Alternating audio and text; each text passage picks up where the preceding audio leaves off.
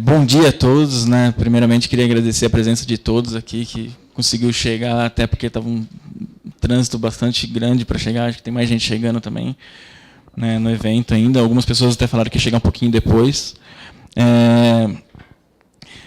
Queria agradecer também aos patrocinadores por ter ajudado a gente a organizar o evento e também ter propiciado que esse evento acontecesse. Falar um pouquinho do evento, né? Esse evento, na verdade, é a primeira vez que a gente está fazendo como um evento separado de outros eventos que a gente já organizou, mas já é o 6º ano que esse evento acontece, né? Foi uma ideia desse evento, até surgiu no H2HC, eu, junto com o Rodrigo, que está ali, a gente organiza o evento H2HC hoje, né? E esse evento surgiu, na verdade, com uma ideia do Fernando dos Santos, que ele também está para chegar aqui no evento, e foi com a ideia de... Ele falou assim, puxa, eu vou no H2HC, mas, na verdade, não é um evento, né, que eu consigo entender direito, mas eu gostaria de conversar com essas pessoas que vão no H2HC, eu gostaria de conversar com os profissionais que vão palestrar no H2HC, mas não, assim, a palestra, o nível da palestra é um nível que, de repente, eu não consigo acompanhar, né? Então, a ideia de ter criado o H2CSO é, na verdade, para colocar os gestores e o pessoal corporativo junto com as pessoas, com os hackers, as pessoas mais técnicas, para até, na verdade, né, ter o benefício dos dois lados. Os hackers conseguirem, né, entender, na verdade, muitas das vezes um mundo corporativo que às vezes tem limitações de entendimento, né? Talvez o hacker tenha uma certa rebeldia, alguma certa, né, uma certa visão de como é o mundo corporativo que às vezes acaba não acontecendo, né? E também os gestores, né, poder tirar dúvidas técnicas, né, e poder, né, ter essa visão também de alguém mais técnico, né, de como, né, que pensa a cabeça dessas pessoas, ou os tipos de coisas que são possíveis de acontecer, que muitas das vezes está limitado, né, esses conhecimentos a algumas pessoas. Então, foi daí que surgiu esse evento, daí a gente acabou fazendo, na verdade, um painel, né, dentro da H2HC também, e foi organizado até pela Decision Report, né, que hoje ela organiza o Security Leaders. Então, o próprio Security Leaders, a ideia do Security Leaders surgiu do painel do H2HC. Né? Então, assim, eles fizeram, na verdade, o primeiro painel H2 Hackers2CSO dentro da H2HC, gostaram do formato, daí criaram o Security Leaders, que na verdade é um formato de painéis, né, que é no estilo de debate, que é no estilo que na verdade a gente vai fazer hoje aqui, também, na ideia nossa original. Né, e foi daí que acabou surgindo o Security Leaders com vários debates, com os gestores e pessoas mais técnicas. Inclusive o painel H2CSO continuou também dentro do Security Leaders, apesar da gente também fazer dentro do H2HC. Aí agora a gente resolveu, né, separar um pouco o H2HC do Hackers2CSO. Né, e a gente resolveu fazer um evento, né, de dia de semana, que normalmente a gente fazia de final de semana, e na verdade o público corporativo no final de semana quer ficar mais em casa, ao invés de, na verdade, estar indo para eventos. Né, então a gente fez dia de semana, num lugar mais especial, até para a gente conseguir, né, trazer as pessoas que a gente queria e acabar até divulgando, aí, né, disseminando conhecimento. Bom, a gente vai ter 4 painéis, a ideia é que tenha um moderador, né, nesse painel, né, e esse moderador vai estar, né, fazendo perguntas e, na verdade, também, muitas das vezes, até certo, de vez em quando tinha uma discussão, mas acho que não acontece aqui. Né, às vezes o pessoal mais técnico falava uma coisa, o pessoal, né, de gestão falava que não era bem assim que acontecia e vice-versa. Mas, né, o primeiro painel nosso vai ser sobre criptografia, né, e privacidade no mundo corporativo, né, e já é logo em seguida. Depois a gente vai ter almoço, depois a gente tem mais 2 painéis, um sobre carreiras em segurança da informação e desenvolvimento de equipes, outro sobre espionagem e os ataques avançados, e para fechar, né, a internet das coisas, né, e Bring Your Own Device, para a gente, é o último debate, depois a gente tem um coquetel aqui com bebidas e tudo mais no final do evento. Então, queria já chamar aqui o primeiro moderador, né? Quem estava até para fazer essa moderação desse painel era o Galeno, só que o Galeno acabou tendo um problema, né, de conjuntivite, ele acabou preferindo não vir até para não acabar ter problema de estar espalhando. E aí a gente, né, convidou o Lincoln, né, que aceitou nosso convite. Então, aqui, né, o Lincoln então, é o moderador. A gente vai ter, nesse painel, né, sobre criptografia e privacidade em redes corporativas, o Leandro Benaton, que é do Terra. Vamos ter também o Fabiano Martins, que é da Scopus. Tem o Gabriel Negreira, que é da Intel Security, e o Rodrigo Branco, que também é da Intel Security, não, da Intel, só Intel. Bom, gente, missão dada, missão cumprida, né? Então, vamos iniciar os trabalhos aqui. Agradeço ao Rubira a presença. Gabriel, né, que nos honra vindo lá de fora, né, dos Estados Unidos, estava um tempo lá. Ainda está, né? Só veio aqui para participar. Fabian e Benaton. Bom dia aos senhores e às senhoritas presentes ao evento. É interessante a gente começar esse painel justamente falando da cabeça da cobra, de tudo que vem em torno desse assunto, né, que é a NSA. Né? Eu acredito que pós-NSA, pós-Snowden, muita coisa mudou no ambiente corporativo das grandes empresas, né, para a gente poder entender melhor essa questão da criptografia, como é que estava sendo feita essa análise. Será que estávamos realmente fazendo da forma correta ou não, ou o que precisa mudar, o que precisa melhorar? Então, o modelo é interessantíssimo, né, que a gente vê o lado técnico, o lado executivo. Né, um demanda o outro e, dentro da necessidade, o outro demanda um. Né. Então, vai ser, eu acho, bem interessante. E começar pelo que lado? Vamos começar pelo lado da direita. Né. Então, Gabriel Rubira, por favor. Bom dia, meu nome é Gabriel. Eu trabalho como pesquisador de segurança na Intel e também sou editor da H2HC Magazine. Bom dia a todos, meu nome é Rodrigo, como vocês viram, minha voz é forte, então eu vou fazer todo mundo acordar se eu ver alguém dormindo. Eu trabalho como pesquisador sênior do time de segurança da Intel, junto com o Gabriel. Só para clarificar aqui, né, nós somos do time de CPU Security, tá? Então a gente faz segurança do core dos processadores, não desenvolvimento de produtos de segurança. Fabian, da Scopus Tecnologia, eu sou responsável por desenvolvimento de produtos, especificamente produtos relacionados à segurança, e sou assessor por assuntos de PCI também na Scopus. Sou Leandro Benaton, ninguém mais me chama. Desde que eu entrei no Terra há 15 anos, nunca mais eu escutei me chamarem de Leandro, e algumas vezes quando me chama, parece que não sou nem eu. Normalmente me chamam de Benaton ou Bena, e fiquem à vontade para qualquer um dos dois. Estou há 15 anos no Terra, que é uma empresa do grupo Telefônica, e na parte de segurança desde que o Terra fez a primeira estruturação da área de segurança da informação. Bom, perguntei do Rubira agora se a plateia pode parar para fazer pergunta, então, por favor, sintam-se à vontade nas falas dos debatedores para vocês fazerem perguntas, tirarem questionamento. Eu acho interessante a gente começar com o lado esquerdo, que é o lado do executivo, né, que é o lado que demanda, é o lado que sempre está nessa parte de compliance para ver se está tudo ok, enfim. A visão de vocês antes, né, da NSA, como é que vocês estavam com essa visão, e pós o Snowden, como é que vocês estão tratando, como é que está sendo feito isso hoje em dia, e como é que vocês enxergaram esse novo momento, né, em relação à privacidade e criptografia para proteger a informação pessoal dos seus clientes, né, e até mesmo dos seus próprios funcionários? Acho que a gente tem 2 pontos. E eu vejo que o caso Snowden mostrou uma coisa que todo mundo sabia que acontecia e deixou algo claro. Então, quando você imagina que tem um problema, você ainda tem a expectativa do ser humano de que, não, talvez seja uma suposição. E a partir do momento onde chega alguém como Snowden e mostra que a sujeira estava debaixo do tapete, o tapete já estava da altura da mesa, começa a mostrar o desespero. Então, eu acho que esse desespero é algo que todo mundo já conhecia e que todo mundo que é técnico e todo mundo que eu vejo aqui, muitos rostos familiares nos eventos de segurança, já vem acompanhando há bastante tempo. O lado do executivo tem um lado bastante injusto, que é, ele enxerga os problemas, porque os hackers ou os profissionais técnicos vão trazer os assuntos. E você tem que conviver com o problema. Você tem que conviver com o problema, muitas vezes, por conta das decisões da própria organização. Do mesmo jeito que um executivo de marketing fala que ele tem que fazer determinado investimento, porque isso é o que vai trazer assinantes, e o board define que não, aquela verba não está aprovada, Do ponto de vista do profissional, do executivo de segurança, é a mesma coisa.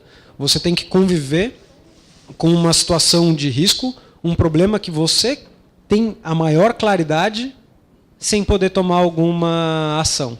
Então, essa sensação é a que eu tenho em alguns momentos onde você tem a visão de um todo, e a função do executivo principal é mostrar para os tomadores de decisão da empresa o que aquilo pode afetar.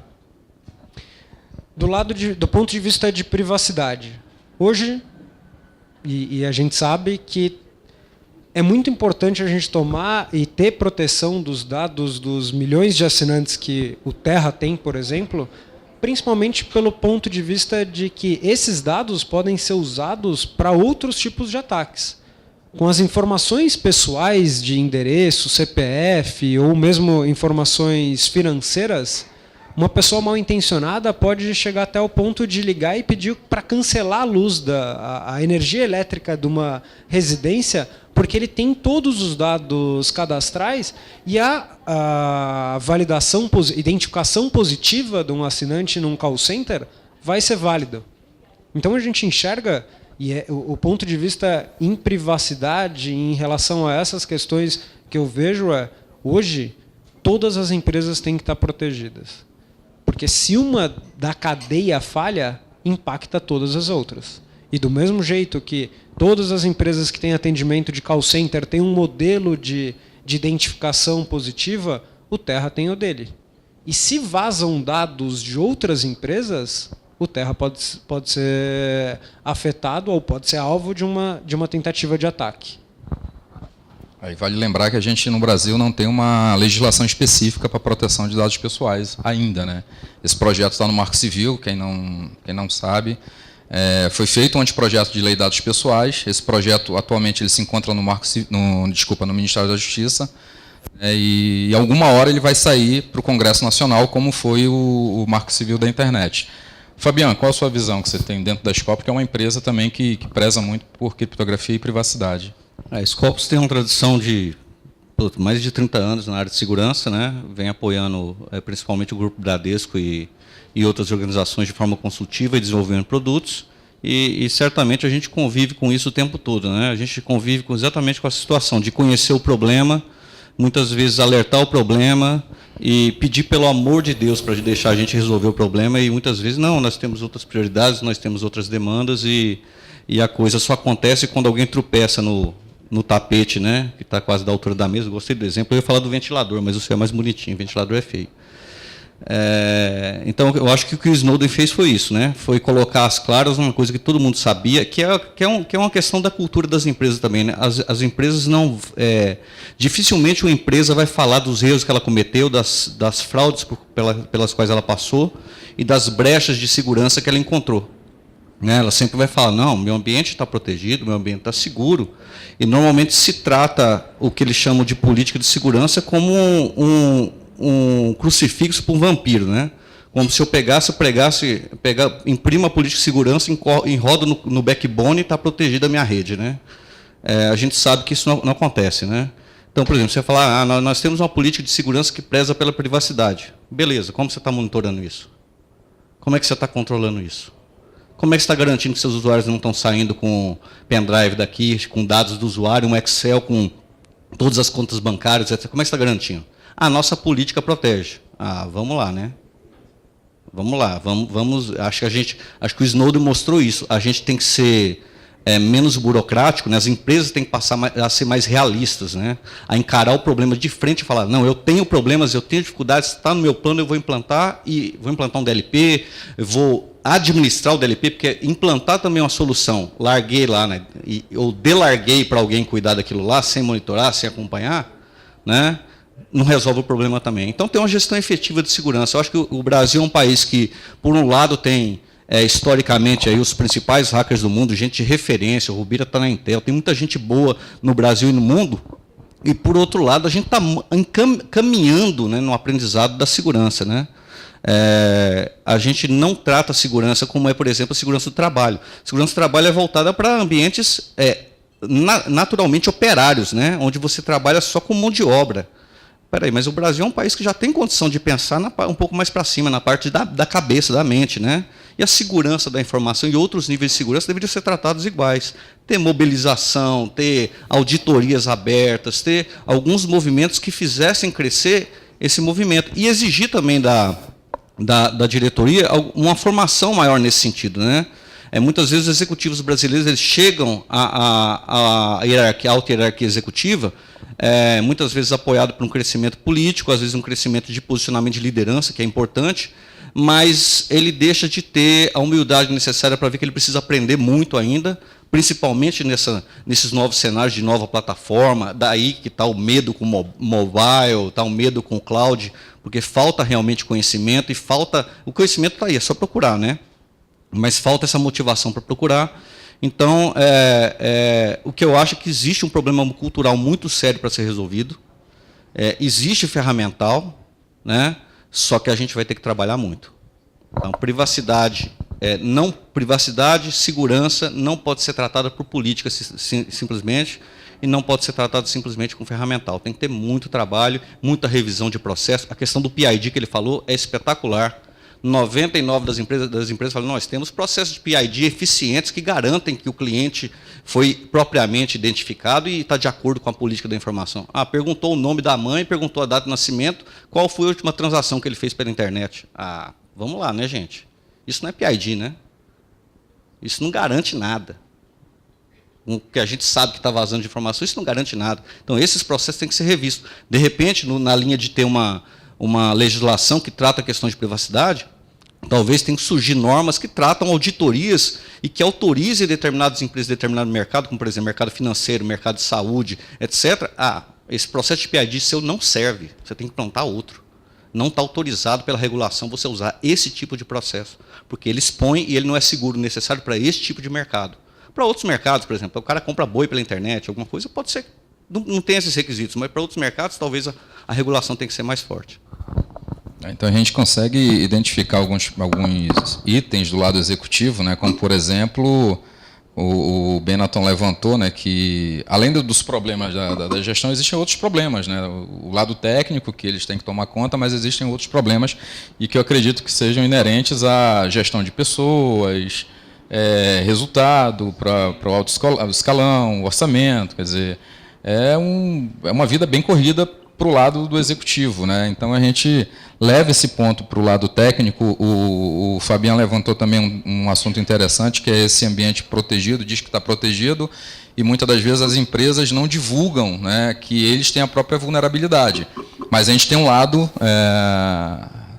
de descoberta, né? E como é que fica esse lado? O hacker vai à empresa ou joga no mercado, enfim, é um debate até bastante interessante. Então, o Rubira vai poder tocar nesses dois assuntos aí junto com o Gabriel. Bom, senhores, primeiro de tudo eu vou contar uma historinha, né? Não sei se vocês sabem, mas eu e o Balestra, a gente não decide quais são as palestras aceitas do Hackers to Hackers. Existe um comitê técnico. Eu e o Balestra temos 1 voto em 4 nesse comitê técnico. Só que a gente tem uma grande vantagem em ser os organizadores do evento. A gente escolhe quem são os keynotes. E esse ano, particularmente, um dos keynotes do Hackers to Hackers é o Halvar Flake. O Halvar Flake foi um dos caras que criou em engenharia reversa o BinDiff, né, que são ferramentas para você comparar 2 binários e encontrar diferenças e conseguir identificar vulnerabilidades. Eu sou muito fã, obviamente, do Halvar Flake já há muitos anos, e foi uma grande honra ter ele aqui. E ontem ele havia me mandado o que ele pretende falar no keynote dele, né? E eu achei bem interessante, porque uma das frases que ele colocou, né, nessa proposta do que ele está querendo discutir, pedindo minha opinião, ele colocou um negócio que é bem assim, o atacante ele tem um problema especificamente técnico a ser resolvido, certo? Ele tem que achar uma falha, explorar essa falha e monetarizar. É um problema puramente técnico. Não importa se quem é o atacante é a NSA, se quem é o atacante é um cara da esquina, se é um cara na Rússia, se é um cara na Índia. O problema do atacante é um problema técnico. O problema do defensor não é um problema técnico. O problema do defensor é um problema que envolve política, porque o gestor ele tem que aprovar as coisas para fazer na empresa, ele envolve gestão de pessoas, então um problema com seres humanos, porque ele tem que garantir que as pessoas vão cumprir as normas que foram criadas, porque o papel aceita de tudo, né? A gente usa bastante no banheiro. Então, assim, é complicadíssimo o papel do defensor, é muito mais complexo do que o papel do atacante. E tem uma outra, é muito mais divertido atacar, né? Porque para pra pensar, quem está atacando é o tempo todo ficando feliz porque conseguiu. Quem está defendendo é o tempo todo não sendo reconhecido quando está defendido e tomando patada quando o problema acontece. E também o defensor tem que se preocupar com esse ponto que foi bem colocado pelos companheiros, que é a cadeia, né? Então, por exemplo, recentemente foi anunciado que o Dropbox foi invadido e diversas informações vazaram. Agora o Dropbox anunciou, não, nós não fomos invadidos. Foi serviços de terceiros que foram invadidos e as pessoas reusavam a senha no Dropbox. Quem vocês acham que vai ganhar a mídia? Todos os anúncios que a mídia saiu fazendo, falando que o Dropbox foi invadido, ou agora a correção do Dropbox? Não, nós não fomos invadidos, foram terceiros. Ou seja, todo mundo está falando do Dropbox ter sido invadido. Não importa se eles foram ou não. Essa é a percepção. E isso vai impactar o negócio deles. Então defender, sem dúvida, é muito mais difícil do que atacar. Né? Não tenho o que dizer. Uma outra questão, né, a relação da privacidade. As pessoas tendem a abrir mão tão facilmente da privacidade delas. Né? O grande exemplo está aí, né? Facebook, Snapchat, todas essas redes sociais onde todo mundo está feliz postando diversas coisas sobre elas e pouquíssimas pessoas configurando os poucos quesitos de privacidade que essas redes dão. Ou seja, as pessoas querem dar informação. Elas realmente acham que não tem impacto elas darem informação. Foi feito vários questionamentos, né, em relação, nos Estados Unidos, principalmente quando surgiu essas denúncias da NSA, do tipo, e aí, a população americana apoia ou não apoia que as espionagens continuem acontecendo contra o próprio povo americano? E a maioria diz que não tem nada a esconder do governo. É um negócio impressionante, ou seja, a maioria das pessoas não está nem aí para a privacidade delas. E enquanto isso for assim, nas corporações vai ser muito mais difícil ainda, porque agora você tem que o indivíduo em si não se importa com a própria privacidade, quem dirá no ambiente corporativo. Né? Então, assim, o desafio é gigantesco. Existe uma solução para esse desafio? É complicadíssimo. Talvez a única solução seja tecnológica. A gente tem que impor a privacidade no indivíduo. Talvez não vá ter muitas opções a não ser essa. Nos Estados Unidos, uma coisa que a gente tem visto é que as empresas americanas foram impactadas por causa da espionagem, porque outros países, por exemplo, Europa principalmente, né, que se importa muito com a questão do indivíduo, não tem comprado de empresas americanas por causa das denúncias. Então todas as empresas começaram a querer lançar novas tecnologias. Então você vê, a Apple chegou e falou, não, agora não vai mais conseguir abrir os dados do iPhone. Aí o FBI já chegou e falou que o que a Apple está fazendo é um absurdo, fica aquele joguinho de palavras. A verdade é que continua sendo possível, mas pelo menos agora as pessoas acham que não. Só que assim, as empresas vão ser forçadas a impor privacidade nos usuários. Assim, é complicado, mas a verdade é, não vai ter muita opção. Tá? No ambiente corporativo, vai ser o que vai acabar acontecendo. Eu não acho que quem vai começar a impor essa privacidade vai ser os fornecedores, e sim essas empresas que estão sendo impactadas. Então, as empresas de cloud, porque elas estão sendo grandemente impactadas, empresas como o Dropbox da vida, que estão sendo grandemente impactadas, talvez o próprio Facebook, porque todas as empresas hoje de inteligência, hoje quando a pessoa fala de inteligência da informação, é basicamente o cara coletar dados em redes sociais. Não é mais a inteligência da informação que existia antigamente, que era o cara colocar um agente infiltrado em entidades, participando de grupos hackers. Antigamente a gente via a galera FBI, NSA, trocando exploits com grupos de hackers porque eles queriam ter informação. Hoje em dia eles não precisam mais fazer isso, porque a informação está aberta. Tá? Então eu vejo o mundo mudando e eu vejo as empresas impondo isso. Só fazer uma parte, Gabriel, seria o caso do Big Data. Um Big Data mais com informações para fazer uma análise futura. Na verdade, o Big Data é justamente o que as empresas de inteligência estão fazendo, né? Sem dúvida. Eles estão coletando tudo o que eles puderem. Muitas vezes as pessoas falam, mas eles têm capacidade de analisar? Não importa, porque eles estão coletando. No futuro, daqui 30 anos, o cara sabe todo o histórico de uma pessoa. Quando você sabe todo o histórico de uma pessoa, você tirou o direito da pessoa de mudar. Então, assim, o grande impacto nessa privacidade do ser humano, eu acho que é isso que o indivíduo não entende, é que você hoje pode ter um pensamento e daqui 10 anos você pode ser uma outra pessoa. Quando o governo sabe todo o histórico de que você foi no passado, você perdeu o direito de mudar. O governo, a qualquer momento no futuro, vamos imaginar que no futuro a democracia não exista mais. Que todo mundo seja, sei lá, nazista, qualquer que seja a ideologia política, econômica, enfim, que seja escolhida pelo mundo no futuro.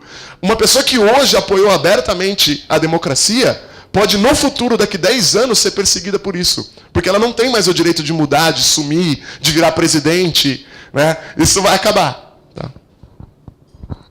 Eu acho assim, com relação ao ponto do atacante ser mais fácil, eu concordo que, assim, um atacante, quando vai atacar uma empresa, na verdade, a empresa tem muitos computadores, muitos funcionários, é um ecossistema gigantesco. Basta algum ponto de lá falhar, que o atacante, por esse ponto que falha, ele compromete todo o resto do trabalho. E eu acho que isso é complicado, porque, às vezes, tem uma infraestrutura, tem um monte de política que é colocada, um monte de gente olhando, mas basta somente um falhar, que isso compromete toda a empresa.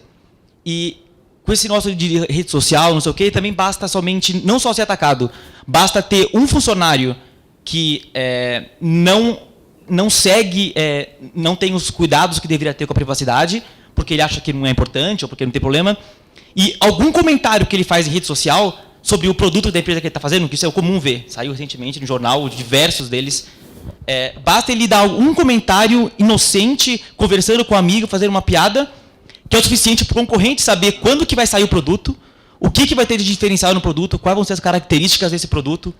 Isso é muito comum hoje. E acho que falta para as pessoas, até funcionários que trabalham na parte técnica, eu vejo isso, essa consciência de que é importante você proteger os dados. Que o fato de você não ter acesso a algumas coisas não é porque ninguém gosta de você. É porque você não tem que ter. E tem que pegar as coisas e tratar elas da forma apropriada.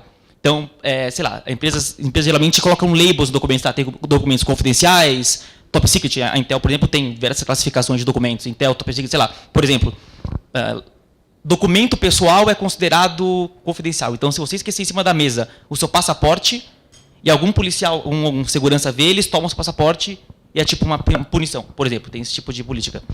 Mas eu acho que basta uma dessas pessoas, um desses elos falharem, que compromete todo o ecossistema. E isso acho que é uma coisa muito séria. A gente comentou, queria fazer um questionamento ao Benetton sobre a questão de auditoria constante. A gente sabe que o Terra, por exemplo, tem call center, a Scopus contrata call center, e uma coisa que eu levantei aqui, um ponto que eu vou levantar, é a questão da engenharia social. Tem a política de segurança, tem a auditoria constante, tem um compliance para manter a privacidade dos seus clientes. Né? Essas informações elas são contempladas, existe uma preocupação desse lado, essa questão do Big Data também, mas principalmente essa questão das informações para se manter essas informações privadas. Por exemplo, o Gabriel levantou um assunto interessante, e eu até lembrei do que o Gabriel falou agora, eu lembrei de um assunto que, não sei se vocês viram semana passada, a Polícia Militar de São Paulo guarda registro de pessoas famosas. Eu achei extremamente interessante. Acho que tem 300 pessoas, entre elas Gisele Bündchen, Ayrton Senna, Pelé, né, e a explicação do coronel que toma conta dessa sala é justamente para que esses dados pessoais não caem em mãos erradas, né, o número de identidade, enfim. E a gente trazendo para o ambiente corporativo, a gente tem o lado da proteção de dados, como o Fabiano levantou até da LP, dessa coisa toda, e principalmente essa questão da engenharia social. Né? No caso do call center do Terra, o Fabiano, a Scopus contrata, como é que vocês enxergam essa questão dessa privacidade dentro do ambiente de vocês? Vamos lá. Antes de falar do call center, vou só voltar a algumas questões para a gente usar isso como um paralelo. 10 anos atrás começaram, 10 anos, eu não sei o tempo exato, eu acredito que há 10 anos a gente tem internet banking. Se para qualquer executivo de segurança dessa época perguntassem qual é a sua opinião em relação a lançar um internet banking, eu duvido que algum tenha dito que era uma boa ideia ou que eu aprovo. Eu duvido que alguém tenha carimbado. Infelizmente, eu não participei dessa tomada de decisão, mas eu tenho certo que se eu tivesse há 10 anos atrás, eu teria dito que não, isso é inviável. E hoje a gente vê que internet banking é uma realidade e quem demorou para participar gastou muito mais dinheiro no operacional e em outros modelos. O que é a grande questão? A grande questão de call center e segurança, ou qualquer que seja o tema, é segurança é custo. Se você vai aumentar o nível de segurança no teu call center, você vai aumentar o custo. E do mesmo jeito que o profissional de segurança, o CSO, o executivo, o head de segurança de uma empresa, ele quer que os processos sejam o mais rápido, o mais seguro possíveis, o CFO vai querer que eles tenham o menor custo. Ele vai querer buscar a melhoria contínua, e não só a melhoria contínua em velocidade, em qualidade do processo, ele vai querer buscar que aquilo custe menos. E isso é um contraponto. Assim como usabilidade e segurança, em alguns momentos, são contrapontos, segurança no call center está diretamente relacionado a custo. Quanto mais dados você vai perguntar numa identificação positiva, mais tempo você vai ter de atendimento. Então, sim, é uma preocupação do Terra. A gente teve uma discussão há alguns anos, acho que uns 4 ou 5 anos atrás, porque o modelo de atendimento, uma vez que o atendente ele tem todos os cuidados, onde ele não consegue tirar print, ele não consegue acessar a internet, ele tem a sua máquina protegida. Só que nada impede que ele tenha uma memória boa, acesse determinado perfil e guarde. Isso ninguém está livre. E chegou um desafio para mim de que a gente tinha que pensar... Aliás, foi uma questão que eu apresentei para o diretor responsável pelo atendimento, e, logicamente, com toda ação vem uma reação. A minha reação foi, ok, então me diz como a gente vai fazer isso. E a gente falou assim, ok, as pessoas têm que fazer o atendimento, tem que ser ágil, e o que a gente pode fazer? A gente pegou todos os dados pessoais, ou tudo que a gente considerava que era crítico, e não exibia na tela. Exibia fracionado. E a partir do momento que o atendente fazia a identificação positivo, liberava parte desses dados. Outros dados só seriam liberados se ele solicitasse mais informações. E a partir daí começava a ficar registrado. Se você pensar, a segurança é suficiente? Não, porque ele vai, em algum momento ele tem condições de ter esses dados. Só que você começa a ter muito mais controle. E quando você tem mais controle e as pessoas sabem que estão sendo controladas, elas tornam mais prudentes. E tem uma outra questão que a gente falou, e da NSA, que a gente tem que frisar, é a questão da ética. Que está muito relacionada, eu acho, a essa discussão entre CSO e hackers. Os atacantes não são nada éticos. Os profissionais de segurança têm por obrigação ser éticos. E os profissionais de segurança ou de TI que têm acesso privilegiados, eles estão sendo éticos?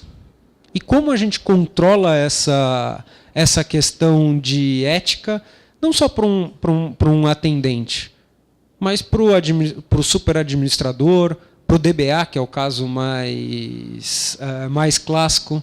Quem controla eles? Tem até aquela famosa frase, né? Who watch the watchers? E como está essa questão? Então, acho que é função do executivo pensar de uma maneira um pouco mais global. E imagino que o profissional de segurança ele tenha que ser criativo. Ele tem que achar coisas de baixo custo, que demandem mais tempo e mais custo, mas que os outros executivos estejam dispostos a pagar por aquilo. Ninguém vai pagar o dobro da tua... nenhum CFO aprovaria você dobrar suas contas de call center. Mas talvez por segurança ele esteja disposto a pagar 15%, 20%, talvez a mais. E o difícil é o profissional de segurança conseguir mostrar que existe esse valor e que ele vai ser parte desse valor vai ser recuperado com as próprias fraudes. Então, essa é a grande questão, se tornar criativo. Bom, hoje, se a gente tentar contratar um call center, ou vamos até ampliar, qualquer provedor de serviço, se você tentar impor determinados requisitos de segurança, provavelmente você não tem ninguém para trabalhar para você. Né?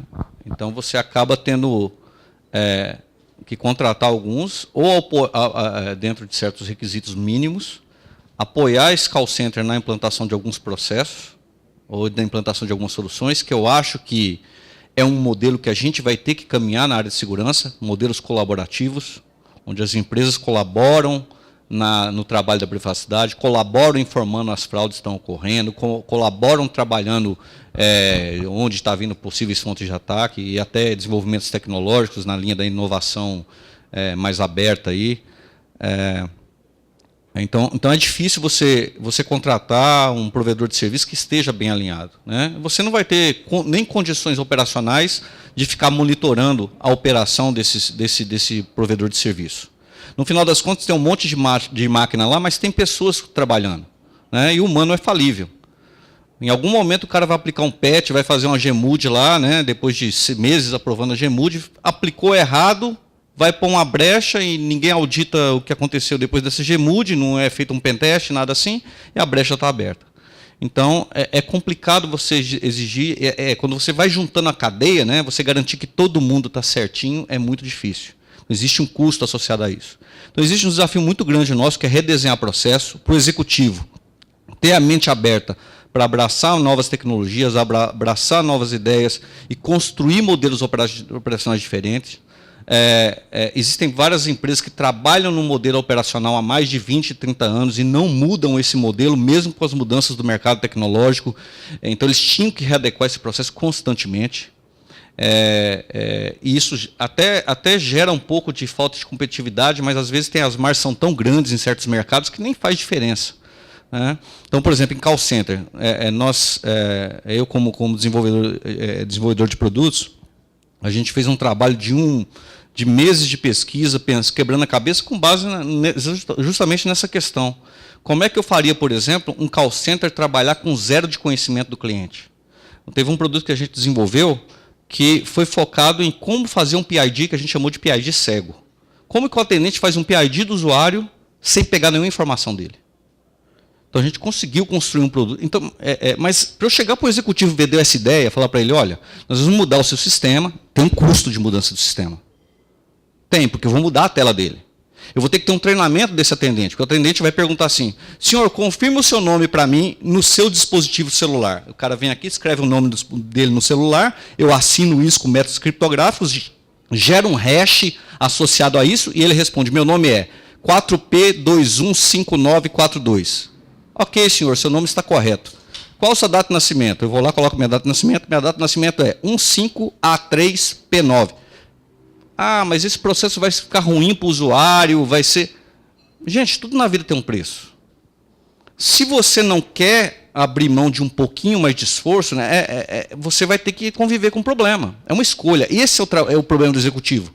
O executivo vai ver assim, vamos ver o tempo que eu vou gastar mais no atendimento para fazer isso.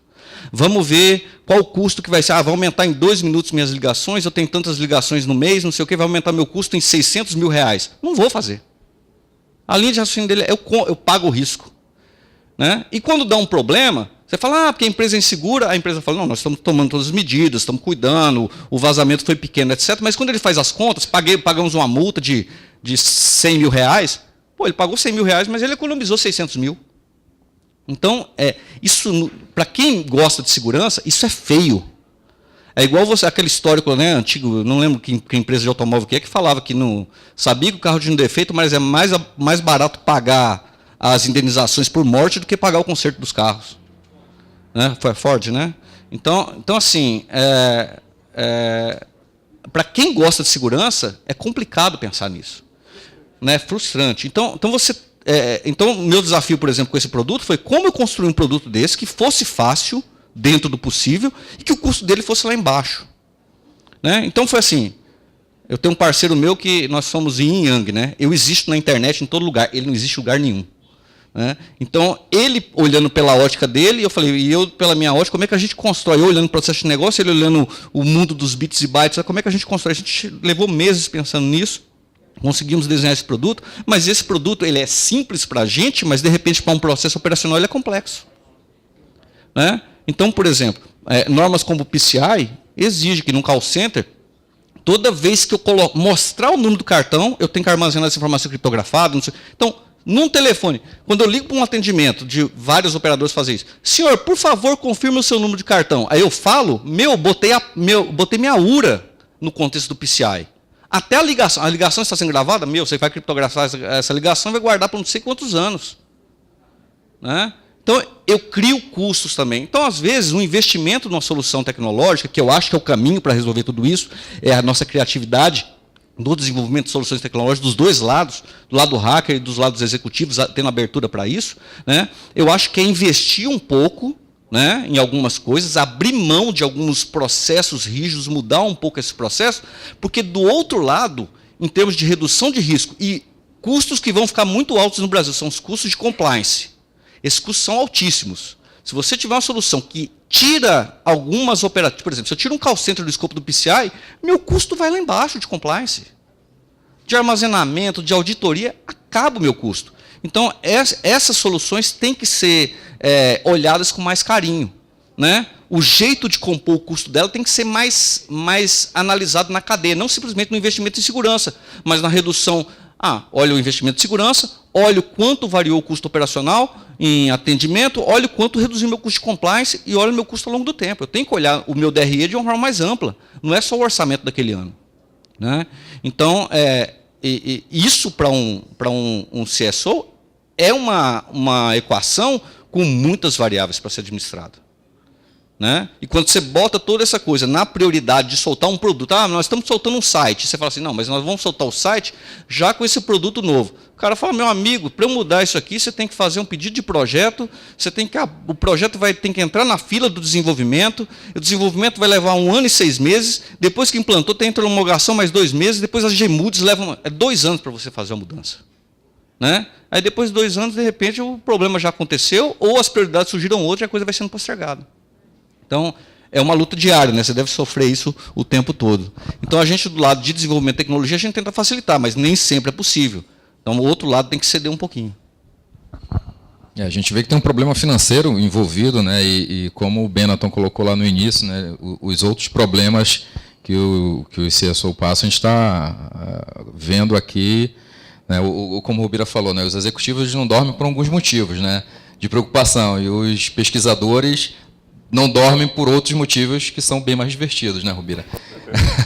Então, trazendo esse contraponto que o Benetton colocou, né, na questão da privacidade, de manter o sistema de informações para que o atendente do call center vá até determinado ponto, o custo operacional para se mudar todo um aplicativo, né? E a gente sabe do caso da Apple que aconteceu, o caso do Dropbox, que eles jogam para um terceirizado, né? Olha, a culpa não é nossa, a nossa marca é maior, mas a gente contratou um serviço ali, mas o pesquisador não quer saber disso, né? Ele quer poder chegar a um ponto.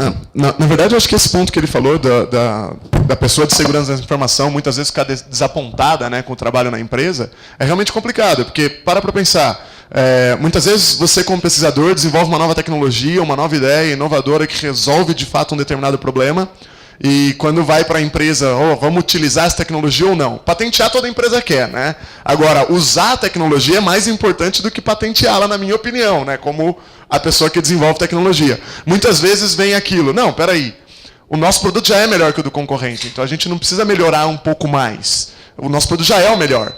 Quando o concorrente chegar no nosso produto, aí a gente lança essa nova funcionalidade. Porque, de fato, quem também oferece a solução tem a mesma questão financeira. A única forma de solucionar isso é justamente as empresas que compram também conhecerem mais, ter gente técnica nessas empresas que também conhecem mais. Isso é essencial para tirar esse desequilíbrio entre quem vende e quem compra e também trazer soluções criativas. Vou dar um exemplo de como segurança da informação, se tivesse alguém com realmente conhecimento na empresa, poderia economizar custo. Não sei se vocês estão sabendo, mas a Amazon recentemente reiniciou todas as máquinas da cloud dela, de todos os clientes. Todo mundo está sabendo disso? O motivo disso foi porque o Zen, que é o sistema de virtualização que a Amazon usa, ia anunciar uma vulnerabilidade. A vulnerabilidade era crítica, permitia escalação de privilégio da máquina virtual para a máquina host. Portanto, todos os clientes, né, rodando em Amazon estavam vulneráveis, porque eles utilizam a tecnologia do Zen, e eles não tinham opção. Eles, para aplicar o patch, tinham que rebootar a máquina. Não, eles não tinham. Na verdade, existe uma tecnologia para Linux, que já existe há muitos anos, chamada Splice, que permite você fazer patching on the fly no binário do kernel do sistema. Então, eles poderiam ter corrigido essa vulnerabilidade sem rebootar a máquina de todos os clientes, gerar impacto para a imagem, gerar impacto de negócio, gerar impacto, por exemplo, para o H2HC, porque o nosso servidor estava hospedado, rebootaram a nossa máquina, sem falar para a gente que iam rebootar. Então, assim, gerou impacto para um monte de gente que não tinha nada a ver, simplesmente porque o time operacional da Amazon não tinha alguém com conhecimento realmente técnico avançado. A culpa é da Amazon? Estou falando que a Amazon é incompetente? Não. O problema é que muitas vezes as empresas não entendem que as pessoas que têm esse conhecimento de hacking, esse conhecimento pode ser usado para muitas coisas. Inclusive para fazer soluções mais criativas para problemas que elas acham que têm, mas na verdade não teriam. Fazer um patch desses, na verdade, seria um trabalho, sei lá, no máximo uma semana, considerando testes. Tá? Enquanto rebootar todas as máquinas, só para rebootar eles demoraram mais do que isso. Só para vocês terem ideia do impacto em termos de negócio. Então mostra claramente que as empresas elas não sabem usar o talento que elas têm. Então muitas vezes ela tem os pesquisadores, e os pesquisadores estão lá fazendo coisas, e aí eles colocam um pesquisador para fazer umas coisas que não tem sentido, tipo relatório. Desculpa, relatório é uma coisa que não tem sentido. Põe uma pessoa para escrever relatório e deixa o pesquisador fazer pesquisa. Aí você põe lá um outro cara que é bom em escrever, para escrever, o cara que é bom para hackear, o cara que é bom para... Cada um faz o que é bom. Eu acho que as empresas ainda estão tão preocupadas com a forma antiga de gestão, e aí, na verdade, eu não estou nem culpando o gestor de segurança, eu estou culpando literalmente o pessoal do RH, que ainda quer contratar pessoa baseada em certificação. Sabe, eu entendo todas as dificuldades do RH, mas não é possível que eles não conseguiram bolar uma forma mais criativa de contratar gente. Mas Rubira, nessa questão do RH, não é um skill que o executivo está pedindo? O RH não seria uma falha compartilhada? Na verdade, é um negócio extremamente complicado, porque o RH não quer, de fato, perder tempo. O RH quer mandar a contratação de segurança da informação no mesmo pacote que ele manda a contratação de faxineiro, no mesmo pacote que ele manda a contratação de, sei lá, de todos os cargos da empresa, ao invés de conseguir criar um processo diferenciado dependendo do que se trata. Isso força o executivo de segurança, que muitas vezes nem tem o poder para mudar o processo do RH, a simplesmente, ok, beleza, você está pedindo o quesito, o que eu vou fazer para filtrar? O executivo também não tem muita opção. E, ao mesmo tempo, tem o fato de que, na indústria, existem poucas situações onde a gente pode ter uma conversa de fato sincera, onde sentam executivos, sentam técnicos, e as pessoas realmente falam o que elas querem falar e criticam o que tem que ser criticado. Né? Então, existe aquela máfia da certificação, porque todo mundo que tem uma determinada certificação forma um grupo, que é o grupo que toma as decisões técnicas. Então, nosso amigo deu o exemplo do PCI. O PCI, para mim, é um absurdo técnico. É sério, quem escreveu a norma do PCI, no fim das contas, não tinha conhecimento técnico, na minha opinião. Certo? De fato, deve ser alguém que tenha todas as certificações do mundo que estava lá no comitê. Só que um exemplo, como os caras podem equiparar o cara usar um Web Application Firewall do cara ter Code Review? É um negócio que, assim, são duas coisas que são completamente diferentes em termos de segurança providas, inclusive em termos de visibilidade e entendimento. Ambas as tecnologias podem ser importantes, mas elas são completamente inequiparáveis. Não consigo entender aonde eles conseguiram equiparar isso na cabeça de alguém que escreveu essa norma. Certo? A questão de criptografia que eles definem, vários desses quesitos que eles definem, está completamente errado. E aí, como eles criaram uma norma enorme, todo mundo implementa errado, gasta um dinheirão para implementar errado, e coisas que poderiam ser feitas, que poderiam fazer a diferença, eles acabam não fazendo. Exatamente, é questão política. Né? O cara falou assim, eu tive fraude? Teve a fraude. Não, mas eu tenho o certificado do PCI, então eu tô bem. Não foi um erro meu, porque eu estou em compliance. Então você tem um atestado de posso fazer cagada, né? Eu posso fazer uma burrada aqui porque eu tenho o certificado. Se acontecer dentro desse certificado aqui, estou em paz. Eu acho o seguinte, tem uma coisa que chama responsabilidade. Se você é uma empresa e você está lidando com dados de clientes, você é responsável por esses dados. Então, assim, entendo todas as motivações de negócio. Bom, beleza. Para que eu vou lançar um produto agora? sendo que eu não preciso, eu estou ganhando mercado, eu vou fazer isso a mais. Mas tem um ponto que você é responsável, a empresa é responsável porque os clientes estão confiando nela. Eu não vou dar exemplos aqui para manter meu emprego, brincadeira. Mas tem alguns tipos de software de segurança que todo mundo sabe que não funciona. E assim, e as pessoas usam e confiam naquilo. E as pessoas que desenvolvem esse tipo de software, elas sabem os problemas que tem e muitas vezes têm soluções muito melhores para aquilo. Mas elas não fazem. Elas não fazem por motivo de negócio. E isso acho que é falta de responsabilidade, porque os clientes que estão usando... A venda imediata. A venda imediata? Sim. A preocupação que leva é a do negócio. Mas, na verdade, o que acontece é que os clientes estão confiando nelas e elas estão expondo eles, sabendo que estão fazendo isso. Então, acho que tem esse ponto que é importante. Eu concordo. O problema aqui, na minha opinião, não é nem eu não culpo o fornecedor, para ser sincero, porque apesar dela ter a responsabilidade, eu concordo, o fornecedor tem a responsabilidade para com o cliente. Mas é complicado se o cliente não sabe dar esse valor. Na minha opinião, a culpa aqui está sim nas empresas que não querem entender da tecnologia. Elas querem usar a tecnologia, querem abusar da tecnologia, mas elas não querem ter ninguém que entenda de tecnologia. Isso impossibilita. Na verdade, como você chega no mercado com algo que é diferente, se as pessoas que compram não entendem essa diferença? Elas são incapazes de verem essa diferença. Isso é o complicado. Então, assim, na verdade, a responsabilidade tinha que ser dividida. A responsabilidade tinha que ser dividida. Eu acho que se os clientes que compram tivessem mais responsabilidade, eles assumissem que eles precisam entender um pouco melhor do processo que eles estão fazendo, ao invés de só comprar para fazer o X no PCI, as empresas que vendem também iriam ter mais responsabilidade. Só que se esperar que só um tenha, não vai acontecer. Então, os atacantes têm que continuar lançando bugs nos produtos de todo mundo. Bom, o tempo está curto. Não, pode falar, Gabriel. Não. Pode falar. Então, só para complementar, esse era o ponto que eu estava tentando chegar devagarzinho. Porque é o seguinte, também as pessoas que compram, elas têm que exigir qualidade do que compram, têm que saber o que estão comprando. Eu acho que esse é um outro ponto também, comprar por comprar. Então, assim, eu não acho que a responsabilidade é só de um ou só de outro. Mas os dois têm responsabilidades, mas a empresa que fornece, ela não pode ir só pelo marketing, ela também tem que ir pela responsabilidade que ela tem em mão, que os clientes depositam nela. Mas se o mercado não exige qualidade das pessoas, das fornecedores, então, na verdade, isso não muda nada também. Esse era o ponto que eu estava... Bom, o tempo está curto, a gente tem que parar para almoçar. Alguém quer fazer alguma pergunta, algum questionamento? Olá, boa tarde a todos. Meu nome é Marco Carvalho, represento a Comptia no Brasil. Prazer estar aqui com vocês, obrigado pelo convite. Queria fazer algumas colocações, sim. Primeiro que a gente falou de negócios e de tecnologia aqui. Negócio, empreendimento é uma coisa que envolve uma palavra comum no mundo de segurança chamada risco. Não existe empreendimento sem risco. Né? E não existe segurança, seja de ataque ou de defesa, sem a gente tratar da questão do risco.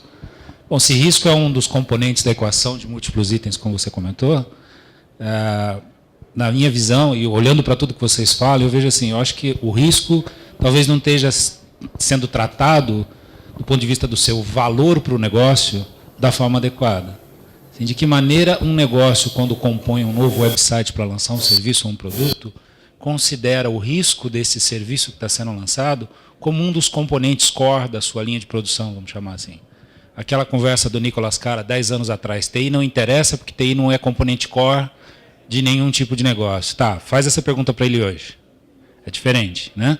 Aquele exemplo que você deu de alguém vem te pedir um negócio, leva 1 ano e meio para desenvolver, 2 anos está na praça, você dá essa resposta para alguém do negócio, o cara vira as costas, compra isso em cloud e se vira para administrar o contrato dele depois.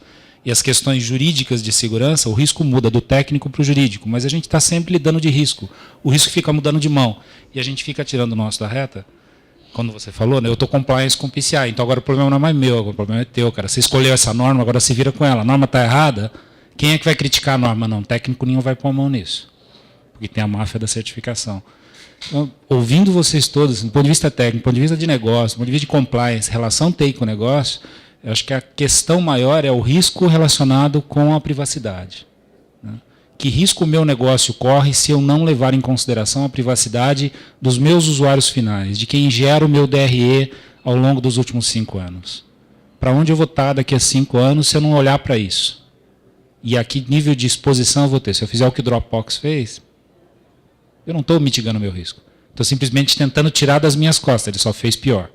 Só aumentou ainda mais a percepção de que tinha uma vulnerabilidade. Ele não tratou aquele pequeno contrato com o valor de risco adequado para dizer, olha, isso precisa de mais atenção. Um pequeno investimento num risco bem detectado vale muito mais. Né? Conceito básico de avaliação de mitigação de risco. Então, era só um complemento, uma contribuição aqui. Eu cheguei, ouvi vocês falando, falei, acho que faltava ligar essa questão do risco para unir tecnologia com o negócio de uma forma que a gente pudesse ponderar. Só queria fazer um ponto no teu comentário sobre certificação, para não deixar de defender meu peixe. Certificação profissional das pessoas não tem máfia. Tá? Dos esquemas de compliance e tudo mais, eu até entendo que tem questões políticas que precisam ser endereçadas, mas tratar as pessoas e educá-las para ter uma língua comum e para que a gente possa nivelar esse entendimento de risco no mercado, eu acho que é fundamental. Obrigado.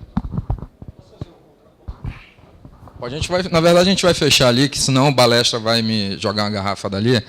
Mas, aproveitar que a gente está em horário político, a gente vai fazer 1 minuto e meio de fechamento para cada um, para a gente poder almoçar, né? Vou contar no relógio que cada um falou à vontade. Mas a gente começou o debate com criptografia, privacidade, NSA, os problemas que os gestores têm, privacidade, o marco civil da internet, que a gente nem chegou a comentar. Por sinal, tem a cartilha do marco civil aí, que vocês podem pegar à vontade.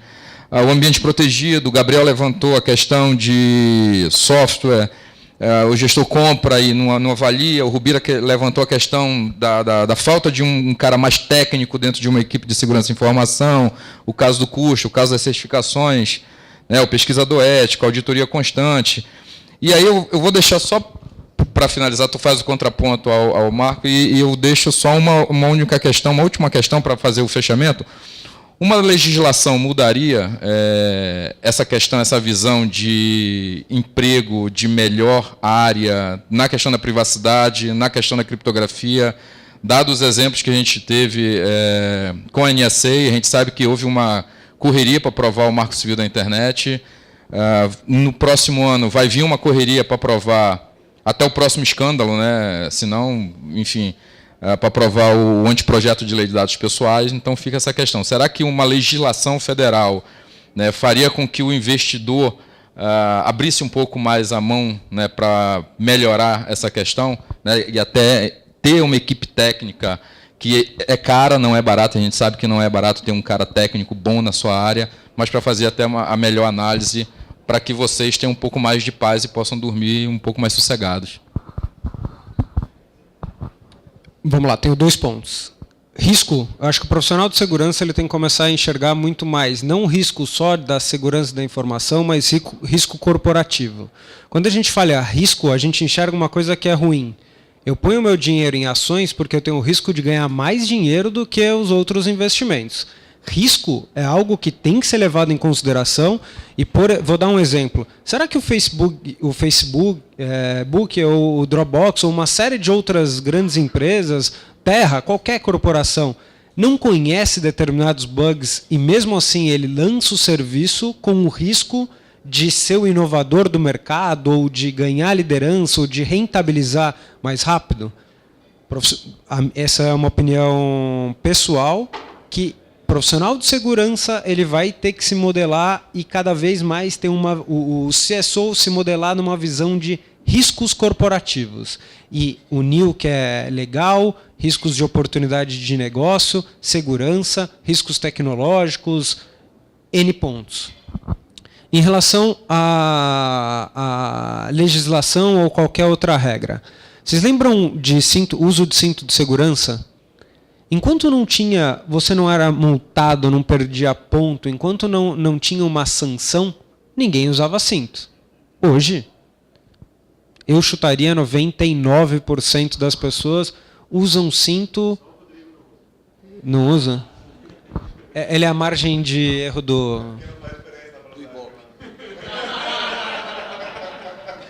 alguém assumiu um risco. E a grande questão é a sanção. Vai ter uma legislação, se a empresa, e como foi bem apontado, ela vai ser multada em R$100 mil e os controles valem, só de implementação, superam 1 milhão, que executivo vai lá e vai falar, não, vamos fazer segurança por compliance? Ninguém vai fazer segurança por compliance. Então a grande questão é que a gente tem que modelar e começar a pensar num momento de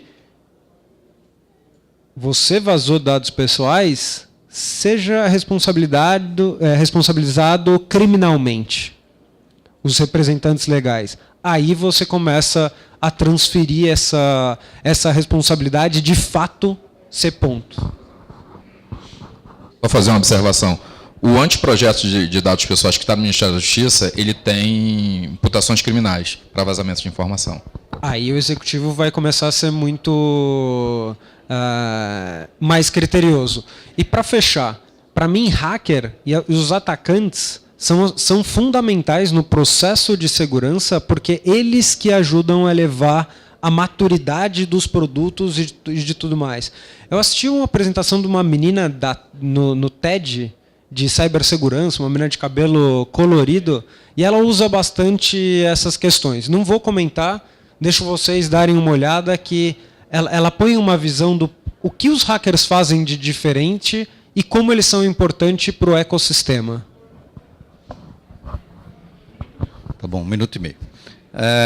Tentando ver se eu costuro tudo aí. Então, o que eu acho legal dessa história da NSA, Snowden, etc., foi que ele tirou o véu de uma coisa que muita gente que estava na área já conhecia, né? As brechas em plataformas de mercado. Então, instalo o meu application firewall, instalo o meu firewall, instalo os meus appliances de segurança lá, estou protegido, estou feliz. A história não é bem assim. Né? E o único jeito de você saber se não é bem assim é se você tem gente do nível desses caras aqui acendendo a luzinha e falando, começa a olhar que esse antivírus aí é fake, começa a olhar que esse application firewall é fake, começa a olhar que esse DS aí é só de enfeite. Né? Se não tem uns caras para fazer esse trabalho, o pessoal da empresa não vai ter esse nível lá dentro. Então a gente tem que usar esse conhecimento dentro da organização. Né? Existe um problema cultural que as empresas hoje, 90% das empresas têm base tecnológica. Tem empresa, se tirar a tecnologia, ela morre. Né? E a gente tem muitos executivos que não sabem nada de tecnologia. Nós temos RH de empresa de tecnologia que os caras do RH não sabem nada de TI. Como é que ele vai contratar gente de TI se não sabe TI? Temos caras de finanças que não sabem olhar DRE, não sabem trabalhar com a parte financeira, compras. O cara não sabe comprar TI. Então, eu quero contratar para a minha área de compras um cara que é formado em sistema de informação, para trabalhar com compras, para saber comprar TI. Senão vai querer comparar por preço. Né? E não é assim. Né? Então, eu acho que essa história do Snowden foi espetacular. Eu acho que mexeu com a cultura da sociedade, mexeu com muitas coisas. Quer dizer, incomodou quem... Todo mundo estava quietinho no seu canto, agora está ficando incomodado. Né? Eu acho que a legislação ela é positiva. Tem dois jeitos de se aprender. Né? Se aprende pelo amor ou pela dor. Né? Então, eu acho que ela é positiva na hora que ela vem e dá uma forçada de barra. Acho que o PCI tem muita brecha, mas ele é interessante por quê? Porque ele veio para colocar assim, gente, isso aqui é o mínimo. E eu acho que ele coloca justamente que um application firewall é a mesma coisa de uma revisão de código, porque os caras não estavam nem fazendo isso. Fala, faz um ou outro, para mim é a mesma coisa. Porque você não tem nada. Se você fizer o feijão com arroz aqui, você já está me ajudando. Então, eu acho que é uma melhoria. Não salva, mas é assim, é um passinho.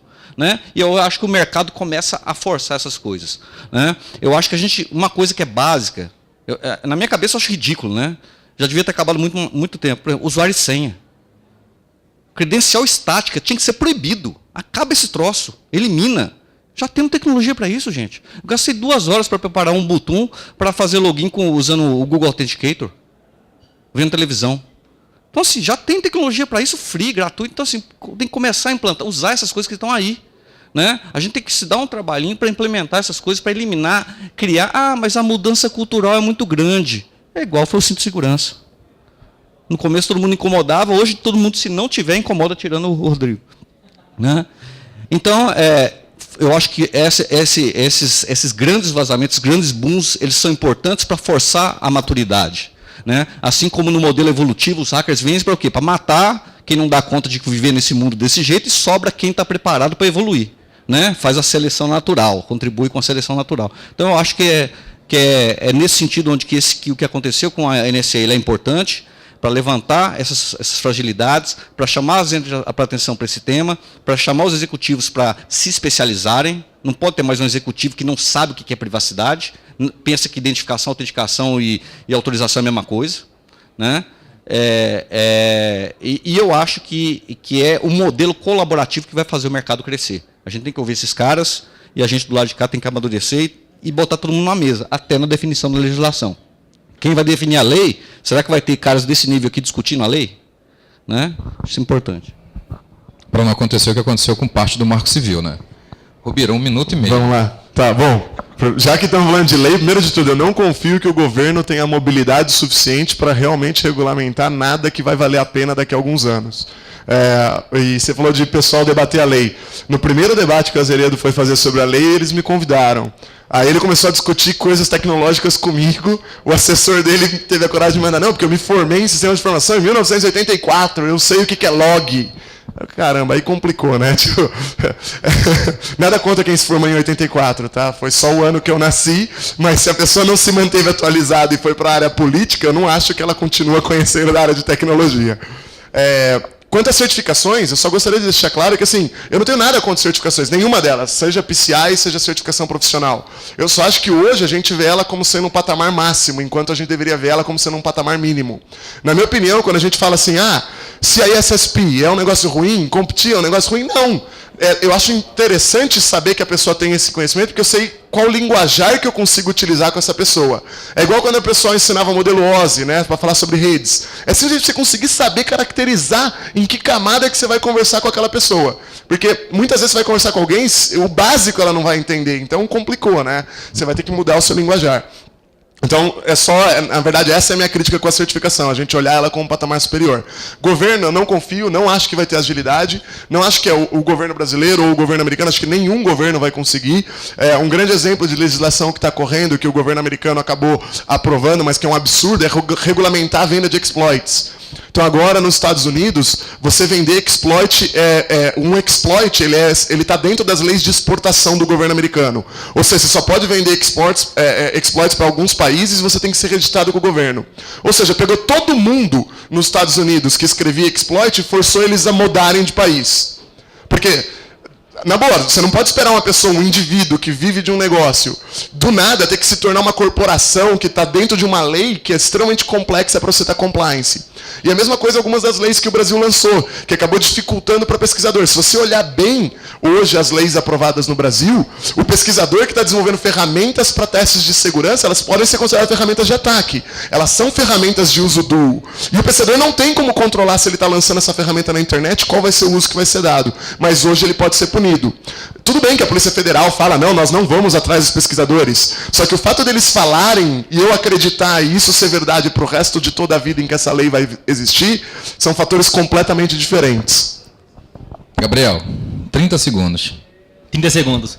Bom, eu acho que o Leandro, eu te chamo de Leandro, colocou um ponto importante que é o do cinto de segurança. E o Rodrigo também tinha comentado antes, acho que isso é importante.